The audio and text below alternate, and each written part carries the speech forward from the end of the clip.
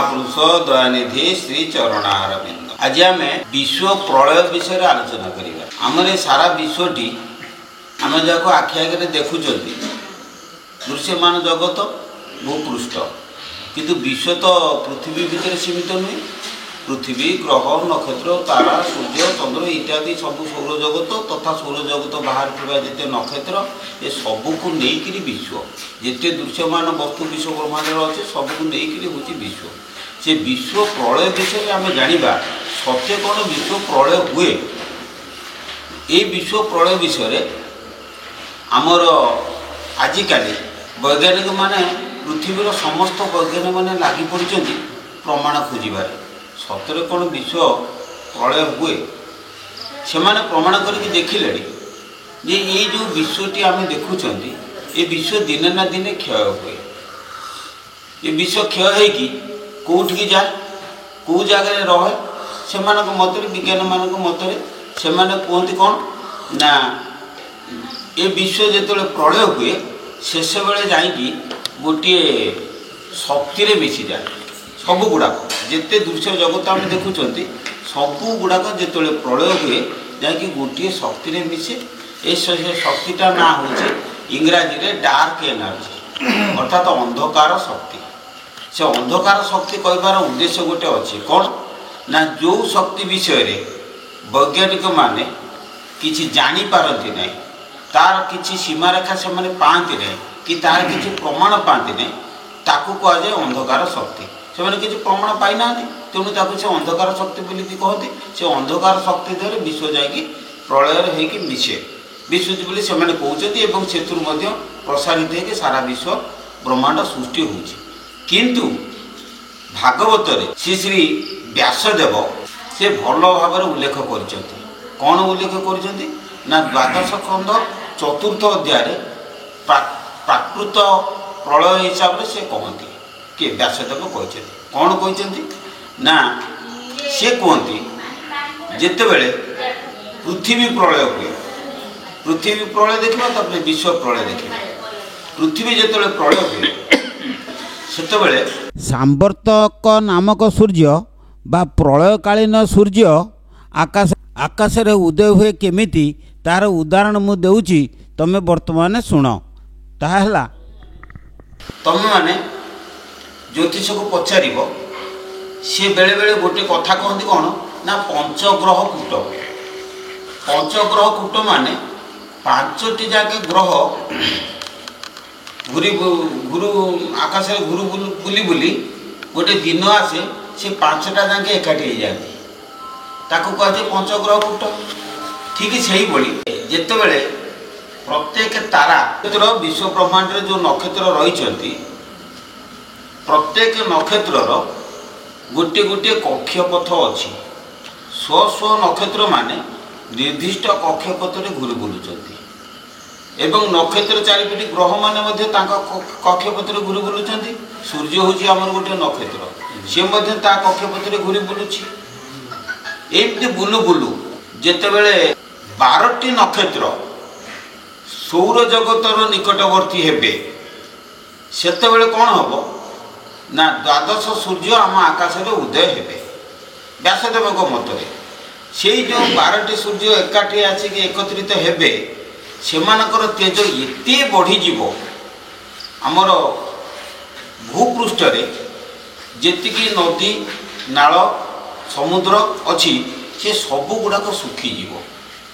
सुखीगला पृथ्वी शुष्क हो आउ कौन हे ना खाद्य अभाव घट दुर्भिक्ष बढ़े प्राणी प्राणी को मध्य खाईजे।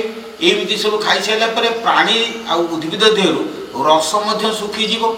सुखीगला सब गुड़ाक पूरा पृथ्वीटा पूरा शुष्क हो कौन हम ना आमे जानती विज्ञान भी कहे जे जल जितेबले पृथ्वी उठे से जल बाष्प होगी वायुमंडल उपरक जाए कालक्रमे पुनश्च जिते ठंडा हुए सी आसिक भूपृष्ठ वर्षा हुए पुणी प्राणीकूल एकाठी हमें कालक्रमे निज निज कक्षपथ बुलु बुलु एमती गोटे दिन आसे 12टा जाके सूर्य सौरमंडल निकटवर्ती हमें जिते हमें प्रचंड तेज हुए से प्रचंड जो तेज जात हुए से तेज द्वारा जे नदी नाल पोखरी समुद्र इत्यादि सबुथिरे जल सुखी जाए।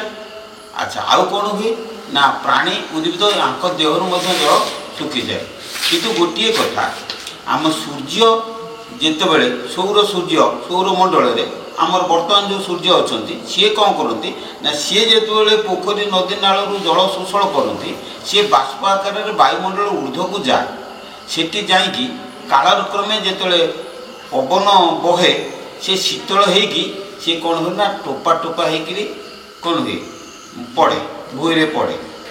अच्छा पड़ी पुणी आज पुणी कौड़ी उठे आम ऋतु परिवर्तन हुए आम सजीव हमें और खाई पी आम बचते।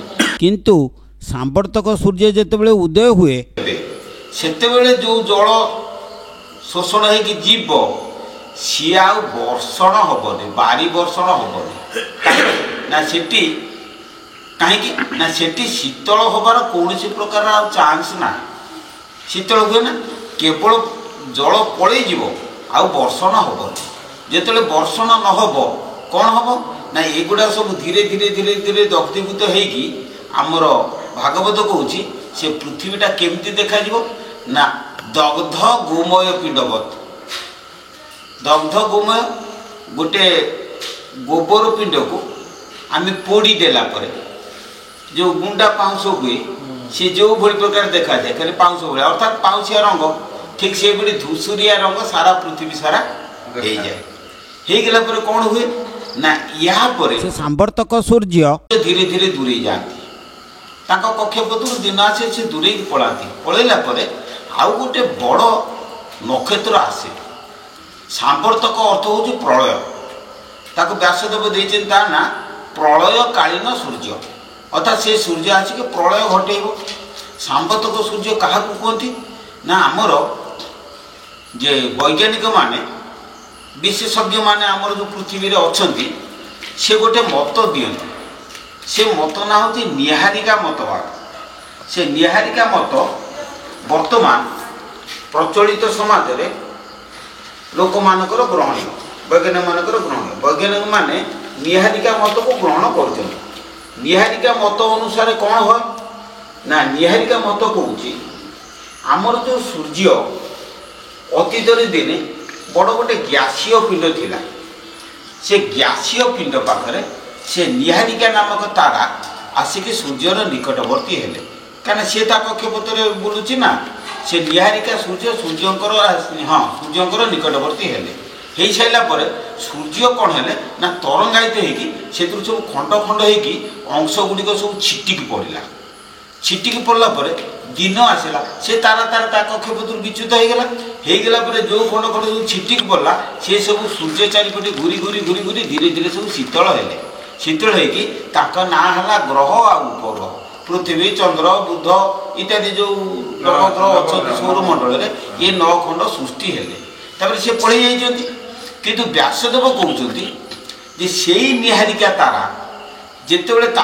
कक्षपथ बुलूची दिन आसब सी पुणी घूरी घूरी पुणी आसिक पहुँचब कौटी सौरमंडल पाखे जितेबले सौरमंडल पाखे पहुँचब सी सूर्य को तो प्रलय कर पृथ्वी छाड़ मात्र तेणु नवग्रह सहित सौरमंडल में जिते प्रकार पदार्थ रही सूर्य सहित से समस्त को कौन कर पूरा एकदम तरली दग्धीभूत करदेव ता ना है सांवर्तक सूर्य। सांवर्तक सूर्य जो दग्धीभूत कर सौरमंडल को से समय कौन हुए ना आम विश्व सारा विश्व गोटे शक्ति अच्छी से शक्ति व्यासदेव कहते ता ना है संकर्षण। संकर्षण शक्ति कौन ना आम जानी संकर्षण मान है शिव तालवेश ओंक अंक मूर्धनेश्वर रेप मूर्धन संकर्षण किंतु भागवत लिखुची संकर्षण शब्द दंतेश्वर अनुसार क मूर्धनेश्वर रेप मूर्धन संकर्षण ये संकर्षण माने शिव नुहे ये संकर्षण माने हूँ सम्यक आकर्षयति इति संकर्षण अर्थात संपूर्ण रूपे जे आकर्षण करे गोटे आकर्षणी शक्ति विश्वर गोटे आकर्षण शक्ति सृष्टि हुए ताको संकर्षण बोली कहती ताको मुखर प्रचंड अग्नि जात हुए संकर्षण को मुखर प्रचंड अग्नि सृष्टि हुए तेणु संकर्षण कौटी अच्छी ना विश्वव्यापी रही ताको मुखर जो प्रचंड अग्नि सृष्टि हुए ये पृथ्वी ग्रह नक्षत्र तारा विश्व जिते जहाँ अच्छा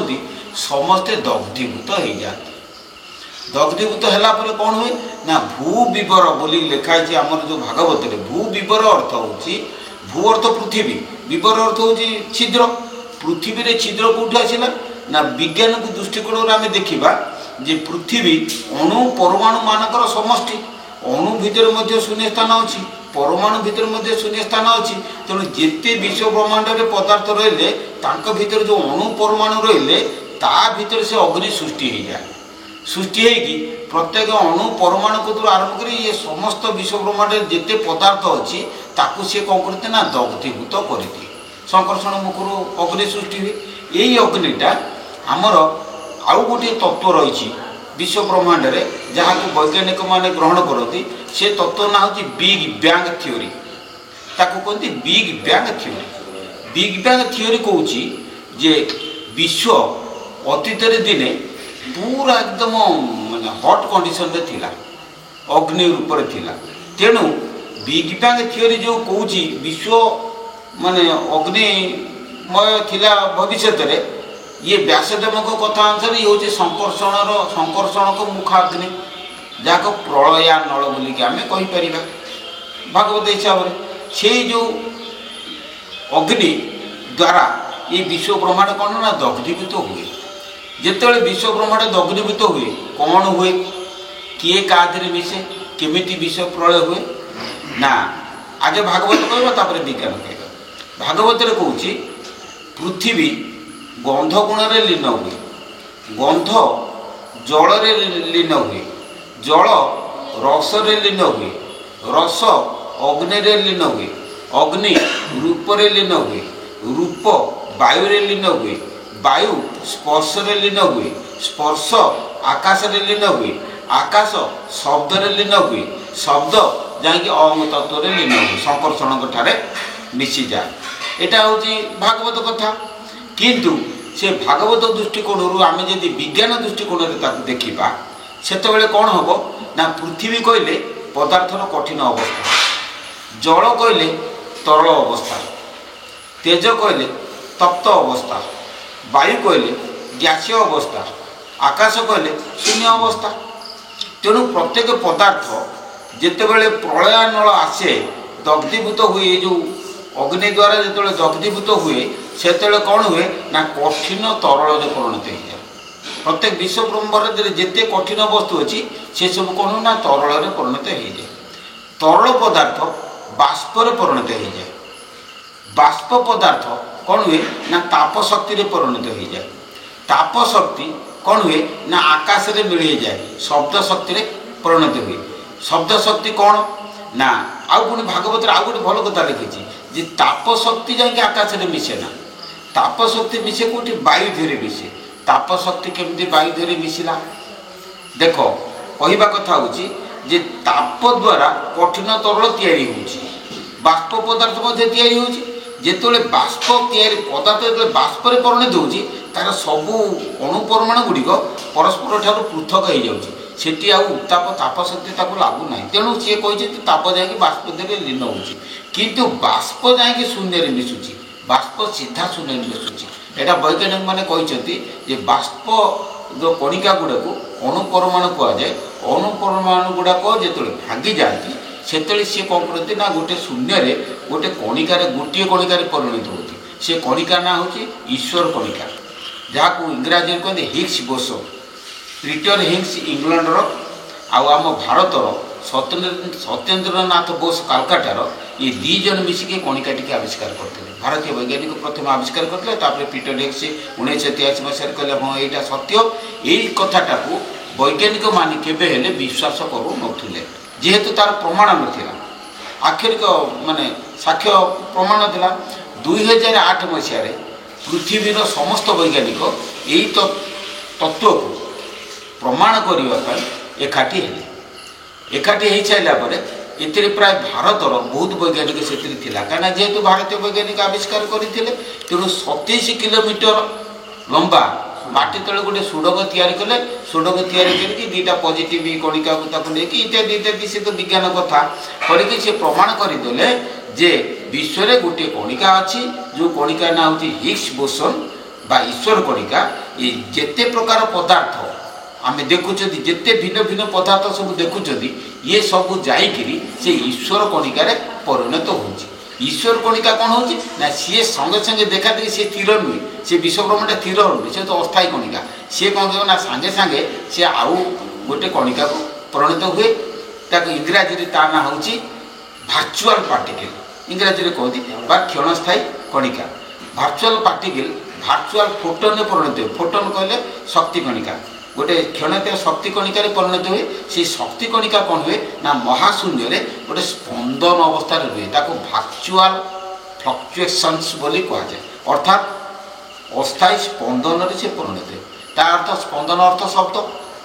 ବ୍ୟାସଦେବ ଯେଉଁ କହିଲେ ଆକାଶର ଶବ୍ଦ ଗୁଣରେ ଯାଇକି ପଦାର୍ଥ ମିଶେ, ଅର୍ଥାତ୍ ସେଇ ଯେଉଁ ସ୍ପନ୍ଦନ ଦିହରେ ସ୍ପନ୍ଦନ ଶକ୍ତିରେ ଏ ସବୁ ଯାଇକି ମିଶି ଯାଉଛି ଶୂନ୍ୟରେ। ସବୁ ଗୁଡ଼ାକ ତାହେଲେ ବିଶ୍ୱ ବ୍ରହ୍ମାଣ୍ଡରେ ଯେତେ ଯାହା ଆମେ ଦେଖୁଛନ୍ତି, ଇଏ ସବୁ ହେଉଛି ସ୍ପନ୍ଦନ ଶକ୍ତିର ରୂପାନ୍ତର। ଇଏ ସବୁ ରୂପାନ୍ତରିତ ହେଇକି ଯାଇକି ସ୍ପନ୍ଦନରେ ପହଞ୍ଚୁଛି। ଆଉ ସ୍ପନ୍ଦନ ଶକ୍ତି କ'ଣ ନା ଯେତେବେଳେ ଭାଙ୍ଗି ଯାଉଛି, ସେକୁ କ'ଣ ନା ଡାର୍କ ଏନର୍ଜିରେ ପରିଣତ ହୁଏ, ଯାହା ନାଁ ହେଉଛି ଅନ୍ଧକାର ଶକ୍ତି ବୋଲିକି ସେମାନେ କହୁଛନ୍ତି। କିନ୍ତୁ ଏଇଠି ଆମେ ଗୋଟେ କଥା ବୁଝିବା, ବ୍ୟାସଦେବ କ'ଣ ଦେଖୁଛନ୍ତି। ବ୍ୟାସଦେବ ମଧ୍ୟ ସେ କଥାଟିକି କହିଛନ୍ତି, ସେ ଅନ୍ଧକାର ଶକ୍ତି କଥା କହିଛନ୍ତି, ଭାଗବତରେ କହିଛନ୍ତି। କ'ଣ ନା ସିଏ ତା ନାଁଟା ଟିକେ ଅଲଗା ଦେଇଛନ୍ତି। କ'ଣ ଦେଇଛନ୍ତି ନା ସିଏ ତା ନାଁ ଦେଇଛନ୍ତି ଭୂତାଦି, ଭୂତର ଆଦି ଶକ୍ତି। ସିଏ ଡାର୍କ ଏନର୍ଜି ବୋଲି ଜାଣିନଥିଲେ, ପାଶ୍ଚାତ୍ୟ ବିଜ୍ଞାନ ଏତେ ଆମର ଉନ୍ନତି ହେଇନଥିଲା, କିନ୍ତୁ ସିଏ ଅନୁଭବ କରିଥିଲେ।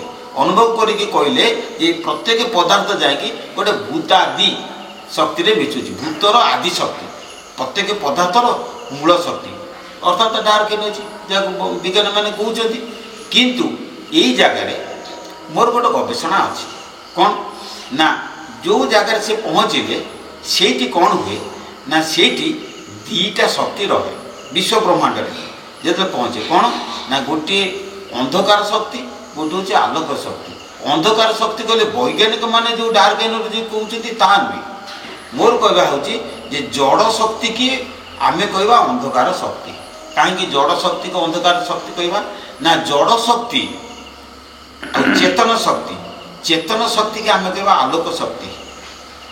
କାହିଁକିନା ଚେତନ ହେଉଛି ଆଲୋକ, ସେ ହେଉଛି ଗୋଟେ ଅଲଗା ପ୍ରକାର ଆଧ୍ୟାତ୍ମିକ ଆଲୋକ, ସ୍ପିରିଚୁଆଲ ଲାଇଟ୍ ତାକୁ କୁହାଯାଏ। ସେଇ ଆଲୋକ ଶକ୍ତି କ'ଣ ହୁଏ ନା ତା ଦେହରେ ଏ ଡାର୍କ ଏନର୍ଜି ଯାଇକି ମିଶିଯାଏ, ଅନ୍ଧକାର ଶକ୍ତି ମିଶିକିରି ସେ ଦୁଇଟା ମିଶି ଆଲୋକ ଆଉ ଅନ୍ଧାର ମିଶିଲେ କ'ଣ ହେବ କି? ଦେଖ, ଆଲୋକ ଆଉ ଅନ୍ଧାରର ମିଶ୍ରଣ ସ୍ଥଳଟାକୁ ତମେ ଦେଖ, ତା ନାଁ ହେଉଛି ପ୍ରଦ୍ୟୁଷ ଶକ୍ତି। ପ୍ରଦ୍ୟୁଷ ମାନେ ଦେଖ, ସକାଳ ଭୋର ପ୍ରାତଃ କାଳରେ ଅନ୍ଧାର ଯାଉଛି, ଆଲୋକ ଆସୁଛି, ମଝିରେ ଯେଉଁ ଝିଲିମିଲିଆ, ଆଚ୍ଛା ହଁ, ଆଉ ସନ୍ଧ୍ୟାବେଳେ ଯେତେବେଳେ ଦିନ ଯାଉଛି ରାତି ଆସୁଛି, ସେଠି ମଧ୍ୟ ଝିଲିମିଲିଆ ଦୁଇଟା ହେଉଛି, ତା ନାଁ ହେଉଛି ପ୍ରଦୋଷ ଶକ୍ତି। ହଁ, ଦଣ୍ଡ। ତେଣୁ ସେଇ ଯେଉଁ ପ୍ରଦୋଷ ଶକ୍ତି ତା ନାଁ ହେଉଛି, ମୁଁ ତାର ନାଁ ଦେଲି ଗ୍ରେ ଏନର୍ଜି, ଧୂସର ଶକ୍ତି। କାହିଁକି ଧୂସର ଶକ୍ତି ଦେଲି ନା ଚେତନ ଶକ୍ତି ଆଉ ଜଡ଼ ଶକ୍ତି ମିଶିକିରି ଗୋଟେ ଧୂସର ଶକ୍ତି ସ୍ତର ସେ ସୃଷ୍ଟି ହୁଏ, ଯାହାର ନାଁ ବ୍ୟାସଦେବ ଦେଇଛନ୍ତି ଅହଂ ତତ୍ତ୍ୱ। ତେଣୁ ଅହଂ ତତ୍ତ୍ୱ ଗୋଟେ ଶକ୍ତି, ଅହଂ ତତ୍ତ୍ୱ ଅହଂକାର ବୋଲି ଭାବନା, ଅହଂ ତତ୍ତ୍ୱ ହେଉଛି ଗୋଟେ ଶକ୍ତି। ସେ ଅହଂ ତତ୍ତ୍ୱ ଶକ୍ତିରେ ସେ କ'ଣ ହୁଏ ନା ସବୁ ଯାଇକି ପରିଣତ ହୁଏ।